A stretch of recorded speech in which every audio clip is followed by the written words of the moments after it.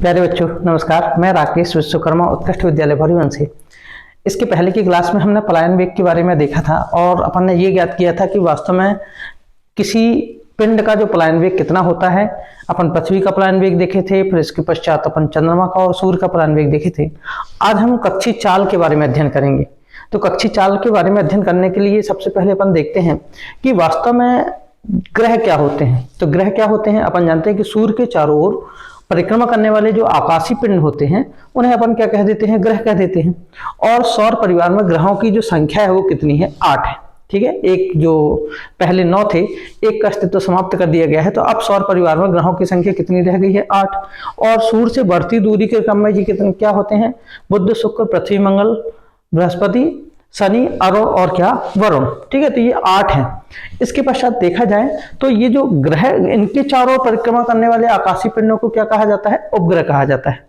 तो ग्रहों के चारों ओर परिक्रमा करने वाले आकाशीय पिंडों को हम क्या कहते हैं, उपग्रह कहते हैं। जैसे अपन देखें कि पृथ्वी का जो एक प्राकृतिक उपग्रह है वो कौन सा है, चंद्रमा है, जो अपने पृथ्वी के चारों ओर क्या करता है कि 27 दिन और 6 घंटे में एक परिक्रमा क्या कर लेता है, पूरा कर लेता है। इसी प्रकार देखें कि वास्तव में उपग्रह जो है 2 प्रकार के होते हैं। एक तो प्राकृतिक उपग्रह और दूसरे क्या होते हैं, मानव द्वारा निर्मित उपग्रह, जिन्हें हम कृत्रिम उपग्रह भी कहते हैं। तो ये जो कृत्रिम उपग्रह होते हैं जिनके द्वारा हम मौसम से संबंधित विभिन्न प्रकार की जानकारी इकट्ठी करते हैं या विभिन्न प्रकार की सूचनाओं को प्राप्त करते हैं टेलीविजन के क्षेत्र में, या जितनी भी जानकारी एकत्रित की जाती है ये सब कृत्रिम उपग्रह के द्वारा क्या है, प्राप्त की जाती है। तो वास्तव में ये कृत्रिम उपग्रह होते क्या हैं, या इन उपग्रहों को जो है पृथ्वी की कक्षा में कैसे स्थापित किया जाता है। तो यहाँ पर अपन इसी के बारे में देखेंगे कि ये वास्तव में पृथ्वी जो अपन देखें कि ग्रहों के चारों ओर कितने वेग से परिक्रमा करते हैं और उनकी कक्षीय चाल होती क्या है। तो चलिए अपन कक्षीय चाल के बारे में देखें। तो कक्षीय चाल सबसे पहले है क्या, तो किसी उपग्रह को पृथ्वी की कक्षा में स्थापित करने के लिए, किसी उपग्रह को पृथ्वी की कक्षा में स्थापित करने के लिए जो आवश्यक चाल होती है उसे हम उसकी क्या बोलते हैं, कक्षीय चाल या कक्षीय वेग कहते हैं। तो कक्षीय चाल की परिभाषा क्या होगी कि किसी उपग्रह को पृथ्वी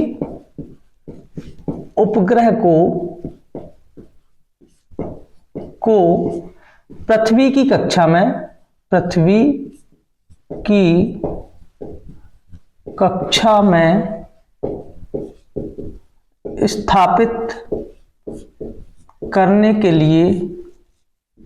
करने के लिए आवश्यक चाल को उसकी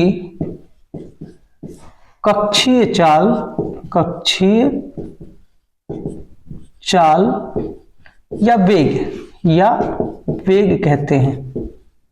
कहते हैं। इसे V0 के द्वारा, V0 या V0 के द्वारा प्रदर्शित किया जाता है।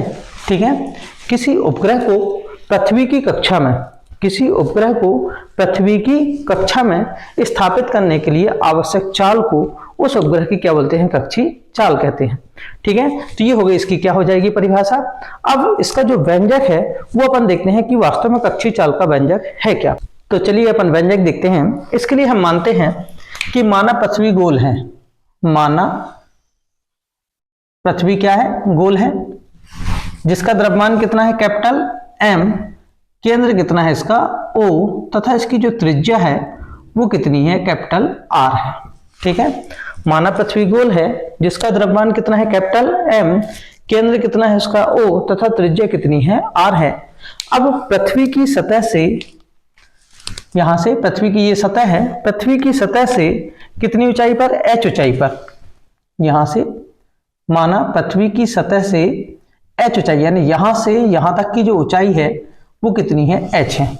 माना पृथ्वी की सतह से h ऊंचाई पर एक स्मॉल m द्रव्यमान का कोई जो उपग्रह है, इसके चारों ओर कौन सी गति कर रहा है, वृत्तीय गति क्या है, कर रहा है, इस प्रकार से। ठीक है, तो माना कि पृथ्वी की सतह से h ऊंचाई पर एक स्मॉल m द्रव्यमान का कोई उपग्रह या कोई पिंड पृथ्वी के चारों ओर कौन सी गति कर रहा है, वृत्तीय गति कर रहा है। क्योंकि ये वृत्ति गति कर रहा है। अपन जानते हैं कि वृत्ति गति कब कर सकता है, कोई भी जो पिंड है वृत्ति गति कब कर सकता है, जब उसे आवश्यक क्या मिले, अभिकेंद्र बल मिले। तो उसे अभिकेंद्र बल कहां से मिलता होगा, पृथ्वी के गुरुत्वाकर्षण बल से। तो यही अपन लिखेंगे कि माना पृथ्वी गोल है जिसका द्रव्यमान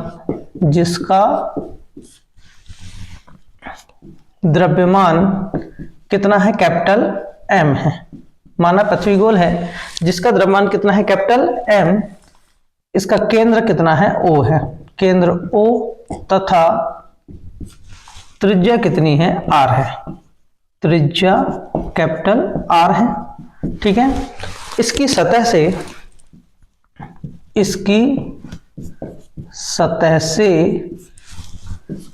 H ऊंचाई पर, कितनी ऊंचाई पर, H ऊंचाई पर स्मॉल m द्रव्यमान का कोई पिंड भी लिख सकते हैं या उपग्रह लिख सकते हैं। तो कोई उपग्रह V0 वेग से वृत्तीय गति कर रहा है, वृत्तीय गति कर रहा है। ठीक है, यानी जो अपना चित्र है, देखिए सबसे मेन होता है फिजिक्स में चित्र। ठीक है, उस चित्र के माध्यम से अपन उसकी क्या थ्योरी लिखते हैं। तो यहाँ पर अपन वही लिखे है कि माना पृथ्वी गोल है, ये पृथ्वी क्या है, गोल है, जिसका द्रव्यमान कितना है, कैपिटल M। इसका द्रव्यमान कितना हो गया, कैपिटल M हो गया। इसका केंद्र कितना है, O, तथा त्रिज्या कितनी है, इसकी कैपिटल R है। अब इसकी सतह से, तो ये हो जाएगी इसकी सतह। ठीक है, इसकी सतह से H ऊंचाई पर, तो यहां से अपन यही लिखते हैं, इसकी सतह से H ऊंचाई पर स्मॉल m द्रव्यमान का कोई उपग्रह V0 वेग से कौन सी गति कर रहा है, वृत्तीय गति क्या है, कर रहा है। अतः वृत्तीय गति करने के लिए,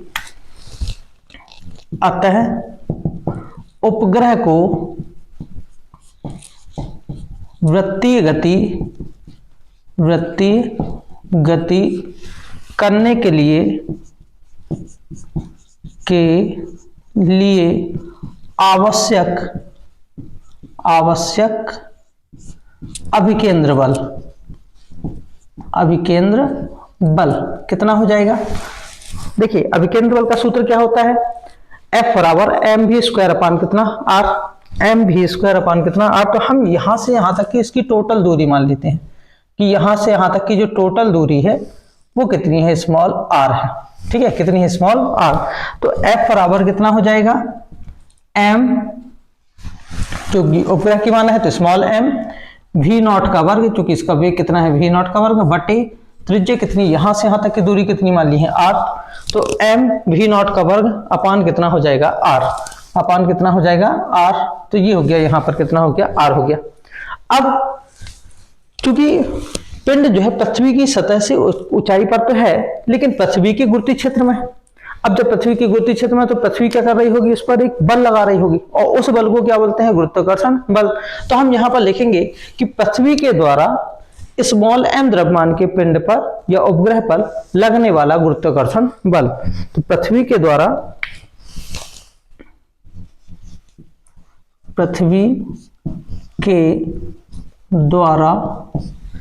स्मॉल m द्रव्यमान के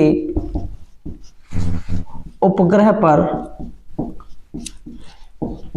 लगने वाला गुरुत्वाकर्षण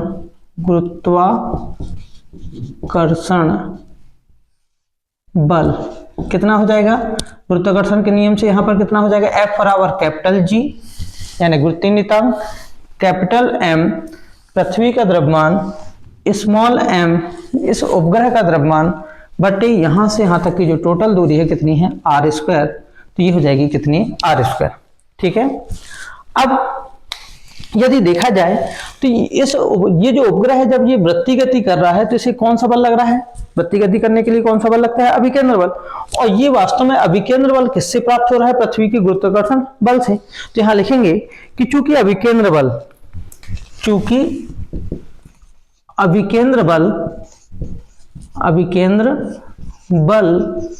पृथ्वी के पृथ्वी के गुरुत्वाकर्षण बल से प्राप्त होता है। क्योंकि जो अभिकेंद्र बल है वो किससे प्राप्त हो रहा है? पृथ्वी के गुरुत्वाकर्षण बल से। तो यहां पर अर्थात हम क्या लिख सकते हैं? क्या हो जाएगा यहां पर? अर्थात अभिकेंद्र बल